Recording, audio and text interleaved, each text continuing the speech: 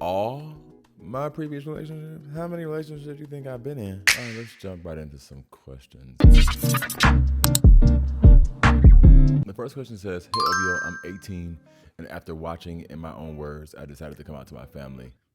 Okay, start over. It says, "Hey, I'm 18, and after watching In My Own Words, I decided to come out to my family.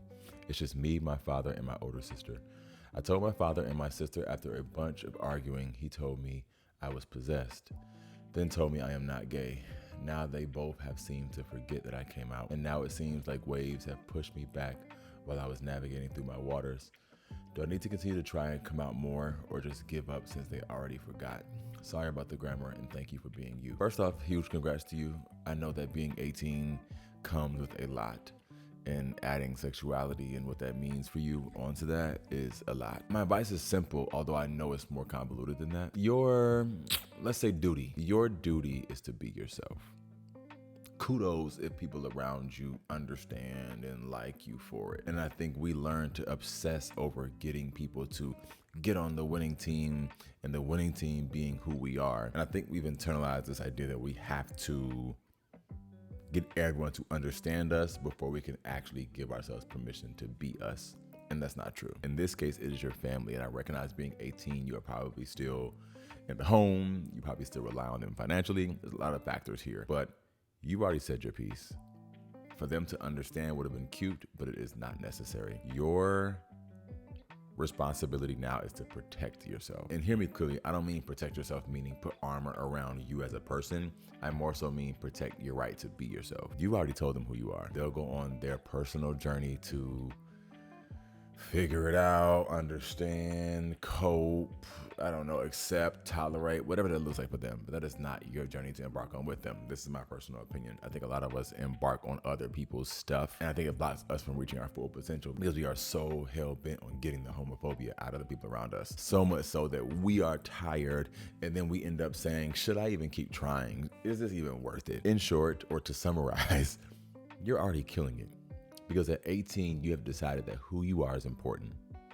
Don't stop deciding that who you are is important. And I think you'll know what that looks like.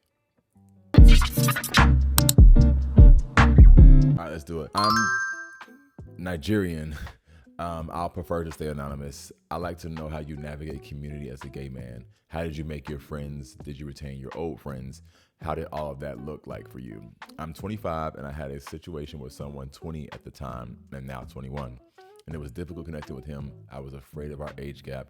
We were in a situation where we could have potentially had sex, but I asked him to leave. Did I do too much? Is the age gap okay?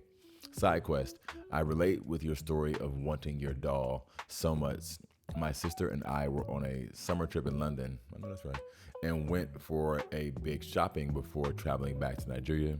And I saw this pink Sharpay High School Musical golf toy, and I wanted it so bad. My sister couldn't understand why I wanted it, especially because it was so pink and girly.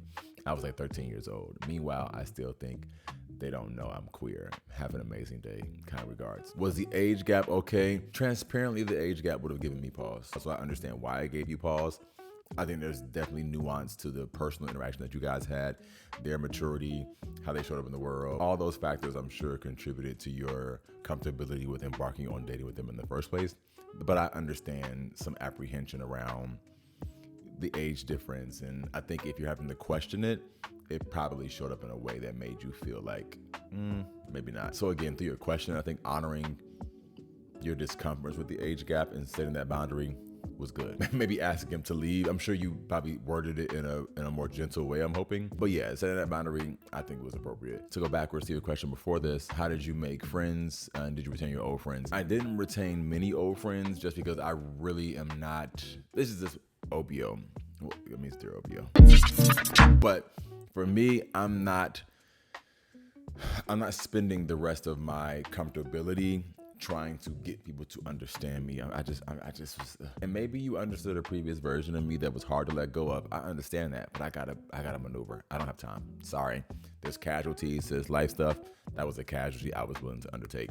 I don't have time. I am moving on. Listen, I like guys. I am gay. Read you a book or two to understand me in your free time if you want to be in my world still. If not, hey, I will miss you. I was willing to answer questions, but I think the questions were more about them wanting to disprove or disqualify me as gay more than it was to understand me as gay, if that makes sense. So I was cool on all that. I didn't have time. How did I make friends as a gay man? Just through evolution. I think trying, much like a lot of things, being hyper focused on a thing sometimes will make it retract a little bit. And I think if you just go into the world with community on your mind and maneuver the space in a free and autonomous way, and you are being your full self, I think you will align with people who you're supposed to be around. And granted, you're probably gonna kiss a few frogs, meaning you're probably gonna meet some people that you think you identify with, and the only commonality is your sexuality. And that's okay, it's par for the course, it happens. But there's always community out there for you if you are open to receiving it. Yeah, I burnt my lip. This is really random, but I burnt my lip last week. And you know what I mean? Hi, Obio. I hope this email finds you well. I'm a 22-year-old male living in Ghana, Africa, and I'm struggling with my sexuality. I've been told so many times that a person is never bi, you're either gay or straight, but here I am finding myself attracted to both genders. I've been in both homo and heterosexual relationships, and I think both works for me. So I guess my question is, are people really bi?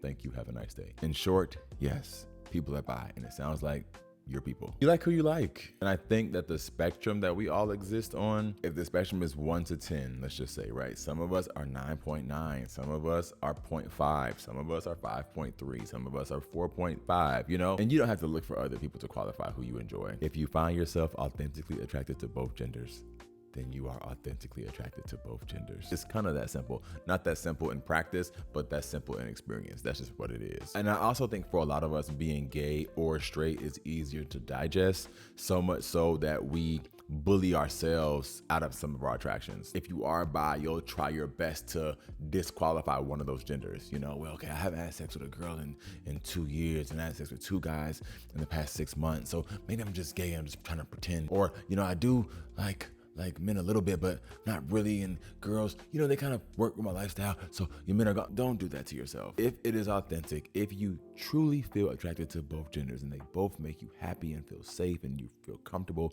and you are enticed and interested and you have a desire for them, do not disqualify that for yourself. It's unfair. You are bi. That is okay. So good morning, Obio. Good morning. Do you think dating in the queer community can sometimes cause someone to lose themselves or become someone they're not? Absolutely. I recently ended a relationship because I realized there was a part of me that hadn't healed from a past experience. And unfortunately, that unhealed part ended up hurting him. We love accountability. Aside from that, I thank you for being the role model in the Black LGBTQ community for a young adult gay male like me. The conversation and topics you have help create a better insight into who I want to become.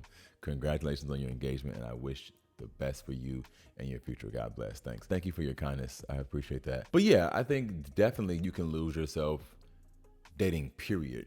This is about the LGBTQ community, but I think in any dating scenario, you can lose yourself, and I think it can happen to any of us. And I think healing is a part of dating. I don't necessarily know that you have to be healed, and maybe you have to consider yourself healed to date, but are you ever really healed? Like, are you healed? And then if you are healed, are you to never be unhealed again? It's kind of like being sick, right? Okay, I'm healed from this cold, but will I never get a cold again? I probably will, but I'll have things in place. I'll understand, oh, this is good. I'll have things in place. I'll understand what to do as I am healing. I'll understand how to interact with others. I'll understand when I am most contagious. I think you'll just figure out how to continuously heal yourself. But I don't know that there's this healed version of you that has to be concrete to embark on dating, as much as I think you need to understand, you know, how to best support yourself on this life journey. And I think a supported version of you will be advantageous to support the people or person you are choosing to date. All right, so this question says, what's up, Obio? Longtime fan, love your content, and thank you for being you. Thank you. You're truly an inspiration and motivating force. So again, thank you. With that being said, growing up as a young black man, I'm 30 now, just turned 30 actually, needy reference. Well, happy birthday, congratulations. Well, navigating the world of sexuality can be confusing. So my question to you is, considering you've had experiences with women, why do you lean more towards men as opposed to women and men? Like, what was your aha moment, if that makes sense? Lastly, after all your previous relationships, what about your current relationship made you decide to choose your partner as your forever person?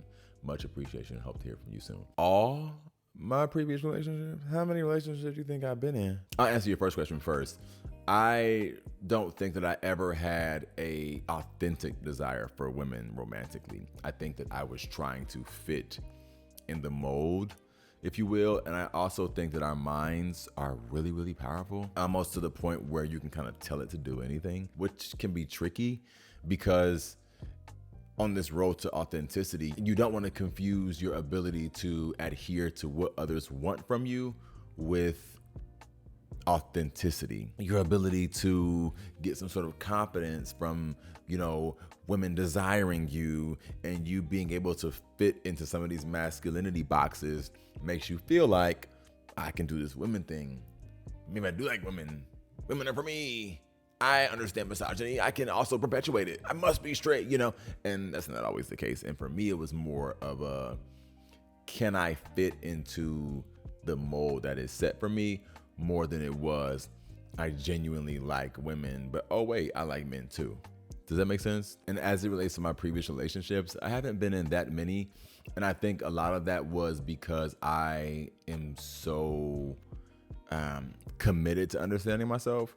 And I used to feel like all of my friends who were in relationships would almost take a break from learning themselves, so much so that it felt like kind of like a jail cell, and I was like, I'm cool on that. But I will say, as it relates to my previous relationships, I just think my partner, I know this is not helpful, but he's just the one. Because I don't necessarily know if I believe in disqualifying previous relationships, right? I think they were what they were. They were necessary in whatever capacity that is, whether I know it or not. Who I am and who he is. And I'm struggling to use compatibility. I think compatibility is cute, but you can be compatible with a lot of people. What I don't know that you can do with a lot of people is maintain the capacity to continue to love and relove and relove and relove and relove the same person over and over again. And with my partner, I have reloved him so many times, and my capacity to relove him is so vast, in large because he's super special, and also because I was ready for him. And when your readiness meets someone else's readiness and you guys come together beautifully, I think it just creates a safe space and a healthy space for you guys to possibly be each other's forever. And that's what I found. Excuse me. All right, we're gonna wrap this thing up. I'm gonna catch you guys next week. And as always, you know the motto, keep creating space. Peace, y'all.